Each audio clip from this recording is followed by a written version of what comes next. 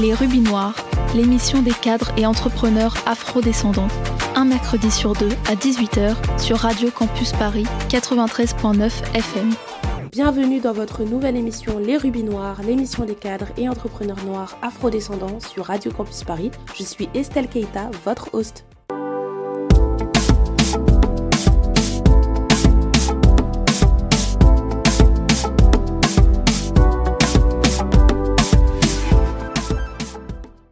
Rubis Noir du jour est une véritable experte de la nutrition. Le Dr Séjean, nutritionniste, nous dévoile son parcours pour ceux et celles qui souhaiteraient s'aventurer dans des études de nutrition, mais également des conseils précieux pour mieux comprendre l'alimentation et ses bienfaits sur notre corps. Bonjour, Dr Séjean, Marie-Antoinette. Bonjour Estelle. Merci. C'est un plaisir d'être là. Merci d'avoir accepté mon invitation. Vous êtes nutritionniste. Quelle est la différence entre le métier de nutritionniste et de diététicienne ? Alors, la différence entre nutritionniste et diététicienne, c'est qu'en fait, un nutritionniste, c'est comme si c'était une super diététicienne. Voilà. Après, il y a une différence entre être médecin nutritionniste et être nutritionniste. Voilà. C'est pas tout à fait la même chose. Quand on est médecin, eh bien, on a fait au moins 7 à 9 ans d'études. Aujourd'hui, c'est encore plus. Et après, on fait une spécialité. Aujourd'hui, pour être nutritionniste, médecin nutritionniste, il faut même passer l'internat, puisque la nutrition est passée en spécialité.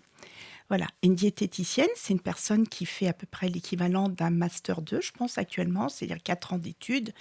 Et après, elle peut se spécialiser en nutrition. Alors, pour dire clairement les choses, la diététique, c'est l'étude des régimes, c'est la prescription d'un régime.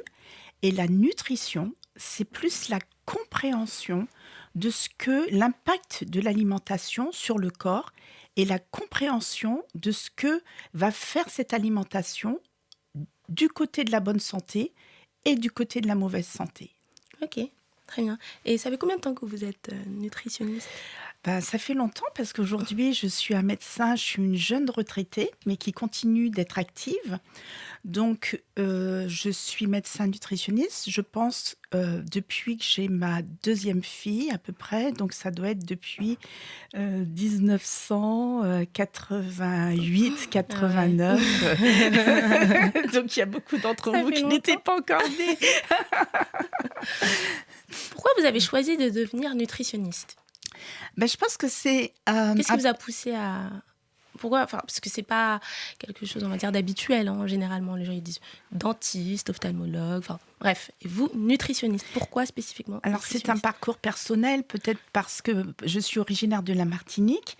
Et en fait, j'avais une grand-mère qui, pour mon brevet, elle m'a donné un billet de 5 francs en pensant me donner un billet de 50 francs. Tout simplement parce qu'elle était aveugle à cause du diabète. Et moi, j'étais très jeune, je devais avoir 14-15 ans. Et je me suis dit à cette époque, oh là là, quelle maladie dramatique dont toute ma famille souffre en fait. Et je me suis dit, mais je pourrais jamais... j'accepte pas que cette maladie puisse être aussi importante et affecter ma famille. Ça, c'était la première chose. Après, dans la nutrition, il y a beaucoup de choses qui concernent la nourriture.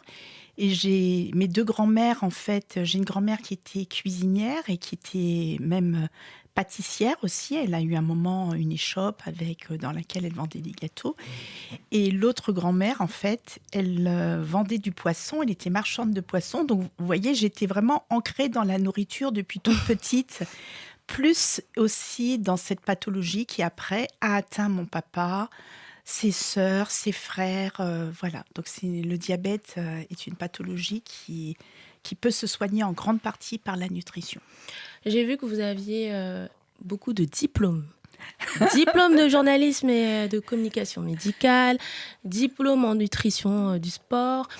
Est-ce que c'était nécessaire finalement de faire tous ces diplômes ? À mon époque, il n'y avait pas de spécialité et en fait, on était pratiquement des précurseurs. Moi, je me rappelle qu'il y a un professeur qui me dit « Mais nutrition, mais qu'est-ce que c'est que ça ?»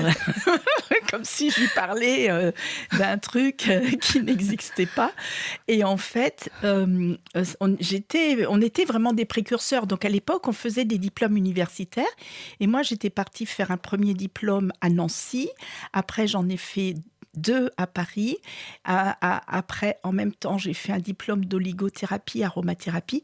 Et puis, je pense que peut-être comme certaines personnes, pour me prouver que j'étais, donc j'ai passé beaucoup de diplômes parce que à l'époque, je m'assimilais à mes diplômes. Que pour moi, quand je faisais un diplôme et que je validais ce diplôme, je suis diplôme effectivement en journalisme et communication médicale. Je suis aussi hypnothérapeute. En fait, bon, puis il y a plein de diplômes que j'ai pas mis dans mes CV parce que ça n'a rien à voir avec la médecine. Mais c'est vrai que c'était, je pense, beaucoup de personnes pensent qu'elles sont leurs diplômes. Et moi, j'étais jeune, c'était dur. Il n'y avait pas beaucoup de noirs à l'époque quand j'ai commencé à travailler. J'étais la seule noire dans mon campus à Strasbourg. Ouais, il y avait quelques Africains, peut-être 4-5 garçons, mais il n'y a aucune fille. Et j'étais la seule fille noire. Donc, si vous voulez, c'était important peut-être de prouver que j'étais capable. Je pense que c'est pour ça que j'ai passé beaucoup de diplômes, comme beaucoup de gens de mon époque d'ailleurs. Maintenant, c'est plus pareil, je pense. Mais vos parents vous ont encouragé c'est-à-dire que ça s'est passé au fil du temps. Mes études, mes parents m'ont déjà aidé financièrement parce que les études de médecine, c'était très lourd. Avoir un enfant qui va faire 7-8 ans d'études, c'est difficile, faut payer. Ma mère, j'avais encore 2 autres frères. Je me rappelle que ma mère, pratiquement son salaire passait dans nos études. Bon, parce qu'eux, ils vivent en Martinique. On était tous les 3 ici dans l'Hexagone. Fallait déjà payer les chambres universitaires, etc. Moi, j'avais pu avoir une bourse.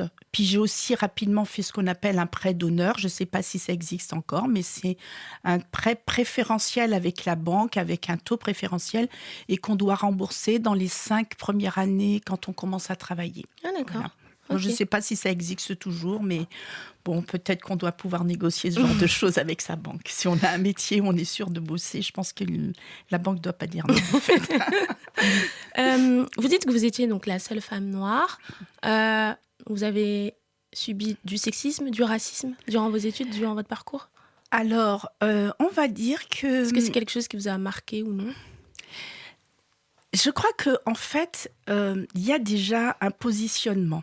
C'est-à-dire que si on se positionne en se disant qu'on est égal aux autres, la manière dont on se positionne va faire qu'on sera moins harcelé. Et il y a aussi au niveau socio-économique, je pense que le racisme peut s'exprimer davantage quand on est dans les couches sociales un peu plus basses.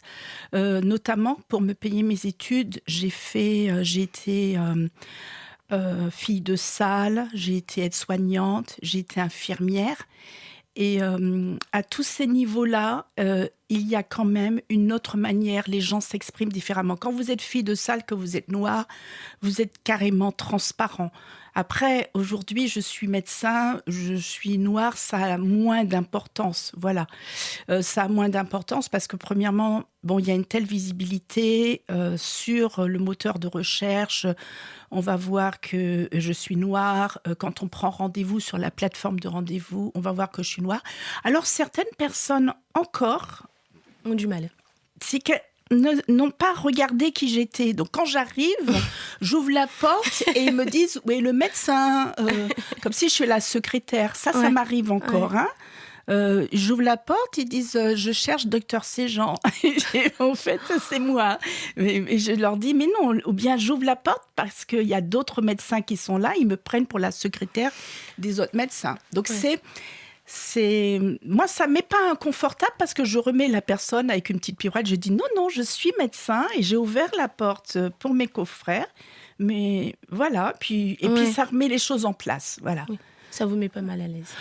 Non, parce que je pense que De ce côté-là, je crois que, vous savez, j'ai vécu enfant très jeune en France. Moi, j'ai vécu de 6 ans à 13 ans. J'ai vécu pratiquement toute ma petite enfance. C'est que de 13 ans à 18 ans que j'ai vécu aux Antilles.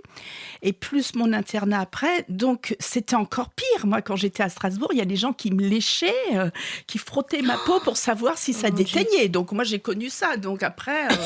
je veux dire, c'est après, tellement ridicule. Après, je pense que c'est la ridicule, fois franchement. une xénophobie, c'est-à-dire la peur de l'autre, et puis à la fois une grande inculture, parce que quand quelqu'un vient dans la rue pour mettre de la salive sur sa main, pour voir si tu déteins, c'est... Mais en Martinique, il y a des personnes... Non, c'était quand j'étais enfant, parce que j'ai vécu en France. Oui, mais ils ont en Martinique, il y a quand même des touristes, des personnes blanches qui venaient en Martinique, donc ils ont déjà vu des personnes noires. Non, mais cette histoire de me toucher pour savoir si je déteignais, ça s'est passé quand j'avais 6 ans et quand j'étais à Strasbourg, pas en Martinique. Voilà. Okay. Donc à Strasbourg, j'ai connu quand même le racisme quand j'étais enfant. Enfin, alors là, il y avait encore moins de noirs. Ouais. Il y avait encore moins de noirs. Là, quand je suis allée au campus, j'avais déjà 18 ans, mais alors quand j'avais 6 ans, alors là, il y avait vraiment presque pas de noirs. Mon père était militaire, c'était essentiellement les militaires qui étaient noirs. Oui. Voilà, c'était tout, mais il n'y avait pas de noirs à Strasbourg. Donc, mes parents étaient très actifs, ils ont monté des associations et tout ça. Et puis on s'est intégrés finalement. Et ça s'est bien passé. Ça s'est bien passé. Dans votre patientèle, vous avez plus de personnes noires ou de personnes blanches ? Est-ce que la communauté afrodescendante est éduquée à tout ce qui est nutrition et diététique ? Alors, d'une manière générale, un médecin ou un n'importe quel thérapeute, on a quand même ce qu'on appelle une patientèle qui nous ressemble. C'est-à-dire que, par exemple, là, je viens de changer de cabinet et je suis sûre qu'ils n'ont jamais eu autant de noirs dans la salle d'attente. Les nouveaux. Mais en fait, mes nouveaux collègues, pour eux, ils ont plus regardé, comme ils m'ont dit, mon énergie. Oui, ouais. Ils n'ont pas regardé la couleur de ma peau. Mais c'est vrai que forcément, j'ai plus de personnes noires dans ma salle d'attente, mais aussi des personnes qui viennent des pays du Sud, des personnes qui sont originaires du Maghreb, j'en ai beaucoup. Et puis j'ai même des gens qui ne sont pas noirs, mais qui sont italiens, espagnols et tout ça, parce qu'ils sont animés, ils disent « Oh, cette fille, me regarde !» Et ils me disent « Non, mais elle va pas nous donner un régime où on va manger 2 haricots verts avec 2 coquilles Saint-Jacques. » On sent qu'elle aime manger, donc il y en a beaucoup qui viennent pour ça. Mais... Après, dire que les Afro-Caribéens sont éduqués, écoutez, je pense que l'éducation, c'est progressif, voilà. Okay. Mais ce ne sont pas eux qui me font vivre. J'ai quand même plus de blancs, effectivement. Ce sont eux, les personnes qui sont plus caucasiennes, qui vont m'apporter de l'argent, en proportion. Oui. Mais j'aime beaucoup avoir les patients afro-caribéens. C'est très agréable. Et ça arrive parfois que j'ai 3 noirs qui se suivent l'un après l'autre. Alors j'ai dit, oh super, j'ai dit aujourd'hui, j'ai une consultation du soleil. Voilà, c'est ce que je dis. Voilà. Après, peut-être que c'est parce qu'aussi, on ne met pas ça en priorité. Ah oui, c'est vrai que souvent la priorité pour une jeune femme noire aujourd'hui, ça sera plus ses cheveux, ça sera son look, la peau. Mais ça va avec la nutrition. Oui, alors après, c'est une question d'évolution parce que moi je suis confiante. Je suis confiante qu'il y a des évolutions. Il y a de plus en plus d'influenceuses noires et même des influenceurs qui parlent de nutrition, des noirs que je suis comme ça sur les réseaux. C'est vrai ? Oui, il y en a beaucoup. Et qui parlent très bien des jeunes. Je trouve que c'est bien. En fait, il suffit d'aller comme ça. Moi, je suis collaboratrice avec une fille qui s'appelle Amaka. Enfin, sa chaîne, c'est Amaka. AMAKA Nutrition, et elle est extraordinaire, elle est d'une pugnacité, elle poste depuis le Cameroun, et elle est très suivie, voilà, parce qu'elle dit des choses très bien, elle a fait des études de nutritionniste justement, et elle est extraordinaire. Je trouve qu'il y a vraiment, ça bouge, il y a une évolution. Il est temps de faire une pause musicale, J'adore. On revient dans un instant. J'adore. Les Rubis Noirs, l'émission des cadres et entrepreneurs afro-descendants. Un mercredi sur deux à 18h sur Radio Campus Paris 93.9 FM. Retour dans les Rubis Noirs, votre émission sur Radio Campus Paris 93.9 FM en DAB et sur le canal Campus. Toujours avec le docteur Séjean, Marie-Antoinette. Marie-Antoinette, il y a de nombreux défis auxquels les jeunes adultes sont confrontés aujourd'hui en termes alimentaires. Quels sont les principaux défis auxquels les Français, en particulier les jeunes, font face aujourd'hui vis-à-vis de leur hygiène alimentaire? Alors, quand ce sont des jeunes, moi je te dirais, Estelle, il y a beaucoup de jeunes qui viennent tout simplement, pas spécialement ni pour maigrir, ni pour grossir, mais parce qu'ils ne savent plus comment manger. Ils savent plus. Moi, j'ai des nouvelles consultations que je n'avais pas avant. J'ai des gens qui viennent, ils me disent, je suis perdue. Ils sont minces, ils sont beaux, ils sont apparemment en bonne santé. Ils me disent, je suis perdue, je ne sais pas quoi mettre dans mon assiette. Et ça, c'est quand même un défi de manger équilibré. C'est quand même déjà un défi. Bon. Après, la consultation de nutrition, elle est, on va dire, à 70%, elle est axée sur le fait de vouloir perdre du poids ou sur le fait de vouloir améliorer sa silhouette. Oui. Par exemple, il y a des filles qui viennent me voir parce qu'elles ont plutôt de la cellulite. Il y en a d'autres qui viennent me voir tout simplement parce qu'elles sont en surpoids. Oui. Et puis, le troisième défi qu'il y a, c'est vraiment le confort digestif, être bien. Parce qu'aujourd'hui, il y a énormément d'allergies, il y a une telle malbouffe, un tel stress aussi, pas que la malbouffe, le stress, ça impacte beaucoup le corps. Et aujourd'hui, il y a beaucoup de personnes qui ont un inconfort digestif, c'est-à-dire que quand ils mangent, ils ont mal au ventre, ils ont des intolérances. Des intolérances, voilà. Okay. Beaucoup. À cause de la malbouffe, parce que ça va générer une hyperperméabilité intestinale, une grande fragilité. Et les aliments, au lieu d'être évacués, vont rentrer dans le corps. Et à ce moment-là, on aura des intolérances. Et chez nous, les personnes afro-caribéennes, de toute façon, on a beaucoup d'intolérances au laitage. Ah ouais? Oui, beaucoup plus que les caucasiens. D'ailleurs, tous les mélanodermiques, pas que les afro-caribéens, les Chinois aussi, les Indiens aussi, tous les gens qui sont... je pense que c'est parce que c'est plutôt ethnique, c'est génétique. Voilà. Ils ne fabriquent pas de lactase, qui est l'enzyme qui digère le lait. Et ce qui fait que, en fait, ces personnes-là font beaucoup d'intolérance au laitage. Et puis, il y a aussi des intolérances au blé qui sont de plus en plus fréquentes. Donc, souvent, on parle du gluten parce que le gluten est contenu dans le blé. Mais la plupart du temps, beaucoup de gens sont intolérants au blé.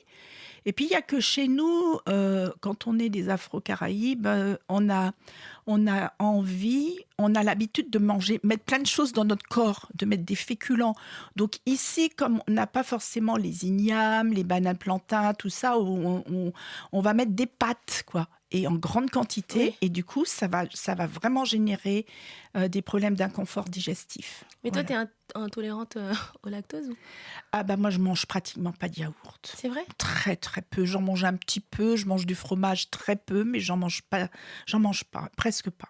Vraiment. Ça, c'est quoi ta routine? Tu manges beaucoup de fruits, de légumes? Alors, ma routine, c'est que déjà, après, il y a plusieurs manières de fonctionner. Moi, le matin, soit je mange pas du tout et je bois beaucoup d'eau, parce que je pratique le jeûne intermittent, ou sinon, je pratique ce qu'on appelle plutôt le jeûne de sucre, c'est-à-dire que je mange un peu salé, mais je vais pas manger spécialement de féculents le matin. Et ma dernière routine que j'ai trouvée, parce que je trouve qu'elle me tient bien au corps, c'est que j'ai de la farine de manioc. Alors, donc c'est un petit peu des lentilles que je mélange avec un œuf et je me fais une espèce de gros blini, là, et ça me tient bien. C'est vrai. On a des petites routines chacun.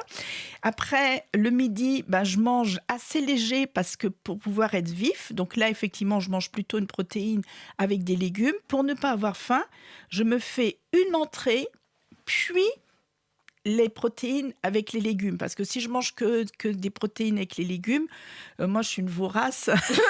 Je vais avoir faim. Et puis, je mange effectivement des fruits. Et le soir, Tu manges léger? Non, léger? Le soir, personnellement, comme j'ai mangé très léger le midi, c'est le soir que je vais manger mes féculents. Parce que pareil, je suis une vorace. Si jamais je me couche avec un haricot vert et un steak, si je me lève la nuit pour un petit pipi, je vais aller dans le frigo. Donc, mais je préfère bien manger le soir. Sur les réseaux sociaux, ils nous disent oui, il ne faut pas trop manger lourd le soir.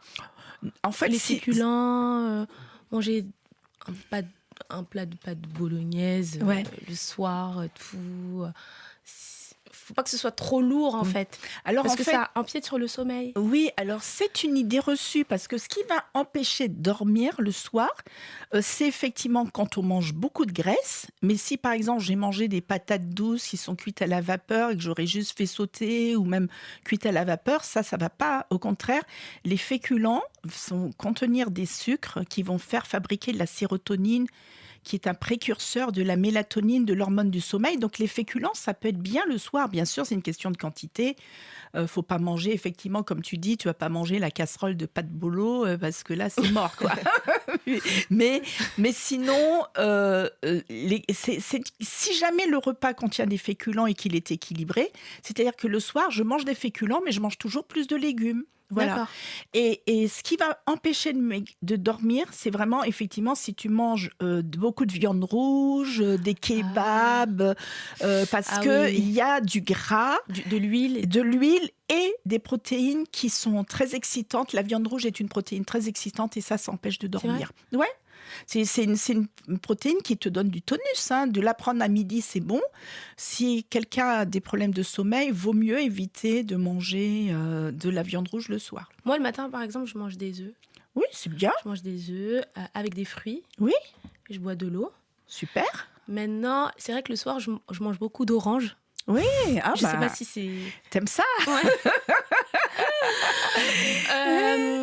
Mais c'est vrai que je suis un peu quand même addict au sucre. En fait, j'essaye de ne pas manger des gâteaux, des trucs comme ça, mais j'arrive pas à tenir pendant 2-3 jours. J'y pense, en fait. Oui, et surtout les filles, il faut dire que nous, juste avant d'avoir nos ragnagnas, on devient des ogresses de sucre.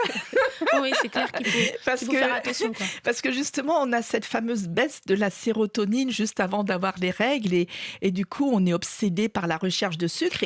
Et ça s'explique tout simplement parce que potentiellement, on pourrait être enceinte et donc on fait tout pour que le bébé puisse éventuellement avoir des bonnes calories et tout. Donc en fait, on fait tout pour qu'il puisse s'installer. Donc on va manger des choses extrêmement énergétiques de manière à ce que si jamais on était enceinte, on ait le maximum de nutriments énergétiques pour accueillir une grossesse. C'est pour ça qu'avant les règles, on a vraiment la dalle, quoi.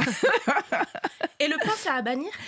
Alors, moi, je mange pas beaucoup de pain parce que justement, tout à l'heure, on parlait du blé, du fameux gluten. Pour ce qui me concerne, je préfère plutôt que de mettre le pain, comme je suis afro-caribéenne, je préfère mettre des racines, des ignames, parce que j'aime beaucoup. Je mange encore vraiment très local. Je vais dans les épiceries pakistanaises ou africaines. Il y a pas beaucoup d'épiceries créoles. Il y en a une ou deux, mais c'est plutôt pakistanais, africain et chinois aussi, asiatique. Donc là, je vais acheter des bananes plantains. Mais nous, les Antillais, on les mange pas comme en Afrique. Nous, on les fait juste bouillir. Mais nous aussi, on peut les faire bouillir aussi.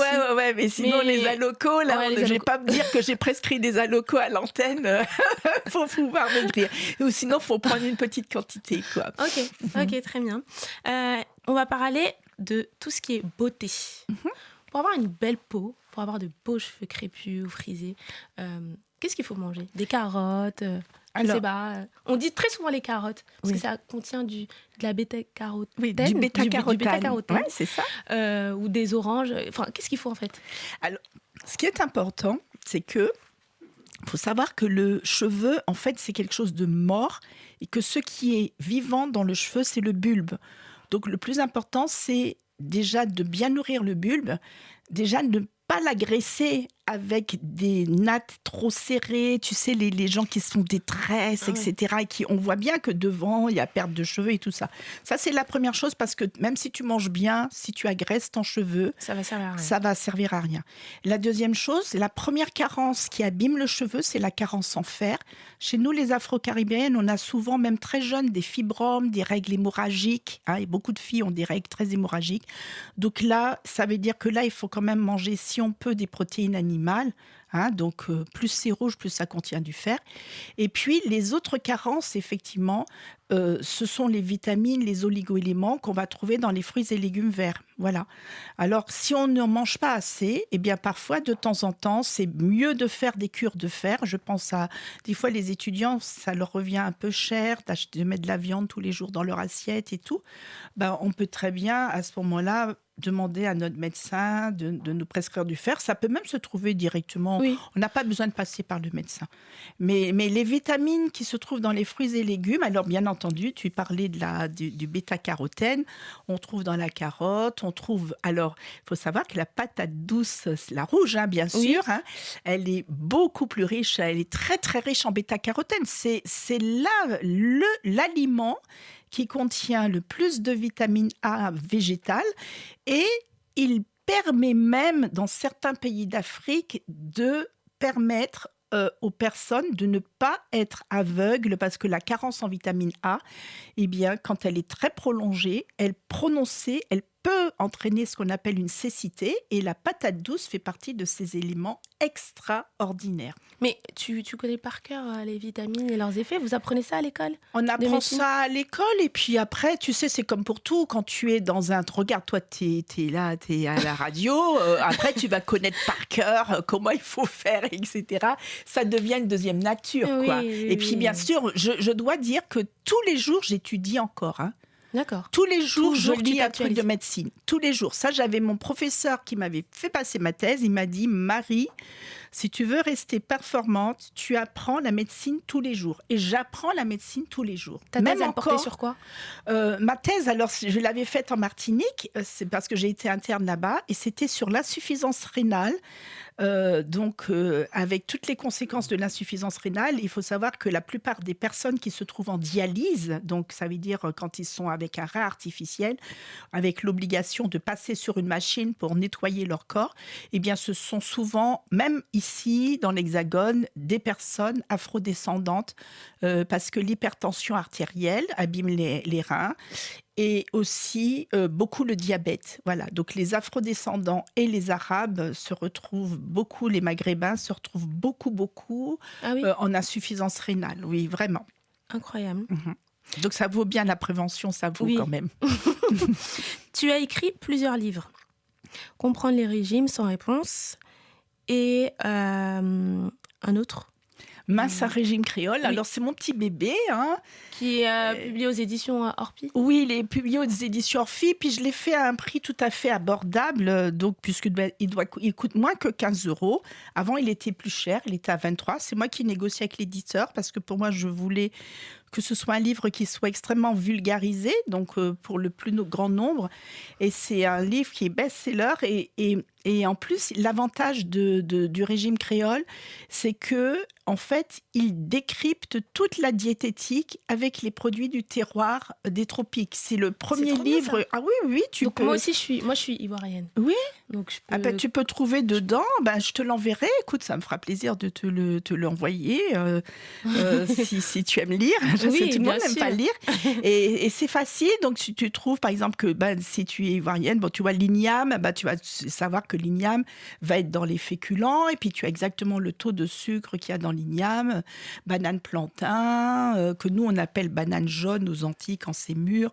Enfin, puisque ça change un petit peu, mais il y a pas mal de choses intéressantes. Et puis, il y a surtout 130 recettes, donc des recettes pour les gens qui aiment cuisiner, même, et y compris des recettes qui ne sont pas du tout diététiques, parce que je pense que l'équilibre alimentaire, c'est aussi se faire plaisir. C'est pas que manger des courgettes bouillies avec du poisson à l'eau, parce que sinon, ça va pas le faire, quoi. Et donc, il y a beaucoup de sauces un peu plus allégées, et puis il y a vraiment beaucoup de recettes. Et j'ai mis les recettes de ma grand-mère qui sont pas du tout diététiques, les acras de morue, le tiponche, le planteur, le blanc manger coco. Tu vois, je suis très gourmande. Le flan à l'ananas. Tu sais cuisiner, du coup? J'adore. Moi, c'est vraiment un de mes talents. J'aime beaucoup cuisiner. Et j'ai vécu longtemps avec un grand chef cuisinier qui me disait toujours « Oh Marie, j'adore ta cuisine de ménagère ». J'aime beaucoup cuisiner. Je trouve que la cuisine, c'est convivial chez nous. Hein. Oui, c'est convivial. Après, moi, j'aime pas qu'on me force à cuisiner, en fait. Donc, il faut faire ce qu'on a envie de faire. Puis après... Oui, mais ma mère me dit oui, il faut faire la cuisine, il faut faire la cuisine. J'aime pas qu'on me force. Donc, je ne prends pas plaisir à faire la cuisine. En fait. C'est-à-dire que peut-être que quand tu auras des enfants, peut-être, jamais, voilà. Ça va venir plus tard. Je le vois comme une corvée un peu, en fait.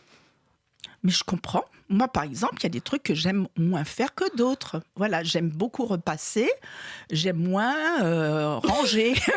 Voilà, bon, après, on a chacun nos dadas. Hein, mais moi, je suis censée quand même un peu m'intéresser à la cuisine parce que moi, je fais beaucoup de sport. Je m'intéresse énormément aux calories, etc. Tu vois. Ouais. Mais j'en deviens obsédée. Et d'ailleurs, il y a des applis quand même, non? Mais il ne faut pas en devenir obsédée, je pense, des calories. Non. Moi, je travaille jamais avec les calories. Moi, je travaille plus avec le métabolisme. Parce que... Et puis, en plus, il faut voir que nous, les Afro-Caribéens, on est beaucoup plus lourds, on est plus dense que les Caucasiens. Par exemple, quand tu prends une fille qui fait 70 kilos chez nous, elle a la corpulence d'une fille qui fait 65 kilos. Elle est noire parce que les os sont plus lourds, les muscles sont plus lourds. On a aussi des formes qui sont différentes. On est plus calipiche, ça s'appelle, on a plus de fesses, plus de seins. Oui. On a quand même une autre forme qui va faire que on est plus lourde et pas forcément plus volumineuse. Voilà. Oui. Souvent, moi, je suis très épatée. Il y a des gens, des fois, des garçons, ils viennent me voir, ils font 100 kilos, mais ils ne les font pas. Quand tu les vois comme ça, ils font pas le poids parce qu'ils sont très denses. Donc, faut pas regarder les calories parce que les calories, ça correspond plus à des calories qui pourraient correspondre à des Caucasiens et pas forcément à des Afro-Caribéens. Tout ça, c'est pas évident. On arrive au terme de cet échange. Est-ce que tu as des conseils à donner aux personnes qui souhaiteraient se lancer dans le métier de nutritionniste, en tout cas les afrodescendants? Je pense qu'en fait, je dirais que les conseils, ils sont généraux. Il faut quand même aimer la cuisine, quand même. Ah oui, quand même. Oui, quand même, parce que moi, je connais des diététiciennes qui ne savent pas donner au moins même des petits conseils pour cuisiner, c'est un petit peu dommage. Il faut aimer travailler, parce que ça demande le métabolisme, l'étude du métabolisme, de la physiologie, c'est quand même lourd. Mais on n'est pas forcément obligé de passer par la case médecine. On peut passer par la case diététique. Aujourd'hui, il y a aussi des formations qui sont plus courtes. Après, le principe de base, c'est que toi, tu peux toujours t'améliorer. C'est-à-dire d'avoir des sources sûres. C'est ça le plus important. Parce que tu peux t'améliorer en ayant des sources sûres. Moi, je crois que, d'une manière générale, ce qui m'a toujours porté dans ma vie, c'est la passion. Par exemple, à un moment donné, je voulais faire de la médecine du travail. C'était pas passionnant. J'ai arrêté en cours de route. À un moment donné, je voulais être endocrinologue. Ça ne me passionnait pas d'équilibrer les hormones thyroïdiennes et les choses comme ça. J'ai arrêté aussi.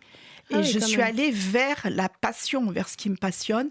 Eh bien, c'était non seulement d'équilibrer les assiettes, mais c'était aussi finalement d'équilibrer les vies. En tant que psychosomaticienne, justement, j'ai fait le lien.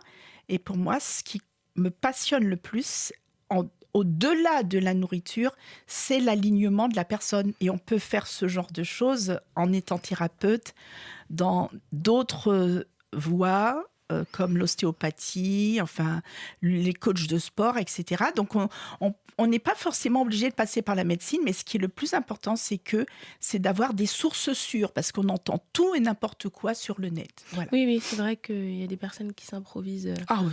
Coach en nutrition, il ne faut pas manger ci, il ne faut pas manger ça. Raconte n'importe quoi. Vous pouvez jeûner, ensuite le soir vous pouvez manger. Ils disent tout et n'importe quoi. Mais c'est vrai que moi, j'ai failli tomber dans ça, parce que j'étais vraiment obsédée par mon poids. Je voulais rester fine et tout ça. Après, je pense que le plus important, c'est surtout de rester aussi bien dans sa tête, parce qu'après, les troubles du comportement alimentaire, c'est un autre sujet. Mais ce qui est surtout important, c'est d'être très bienveillant avec nous-mêmes, et que même si on est en surpoids, à partir du moment où on accompagne cette enveloppe qui ne nous correspond pas avec beaucoup de bienveillance, eh bien, il y a déjà des résultats différents. Moi, si j'ai une personne qui fait 140 kilos, qui arrive à 100 kilos, elle sera encore en surpoids, mais elle aura fait tout un parcours, tout un cheminement, de manière à pouvoir accepter la beauté. La beauté n'est pas une enveloppe seulement. La beauté, c'est un tout. Et ça, c'est ma manière de fonctionner. Je travaille de manière très holistique, c'est-à-dire globale. Et je ne peux pas considérer que mon métier, c'est juste peser quelqu'un et puis lui donner des calories. Je considère, quand quelqu'un me dit « je veux perdre 50 kilos, 30 kilos, 10 kilos », je lui dis « vous n'êtes pas un morceau de viande, quoi. Ouais. Vous êtes une personne vivante » et c'est ça qui m'intéresse le plus. Un grand merci à toi, Marie-Antoinette, pour cet échange enrichissant. Merci à Delila pour la réalisation de l'émission. Je suis Estelle Keita et vous pouvez suivre l'actualité de mon émission sur Instagram et TikTok @lesrubisnoirs. Merci de nous avoir écoutés. On se retrouve très bientôt. À la prochaine. Merci Estelle.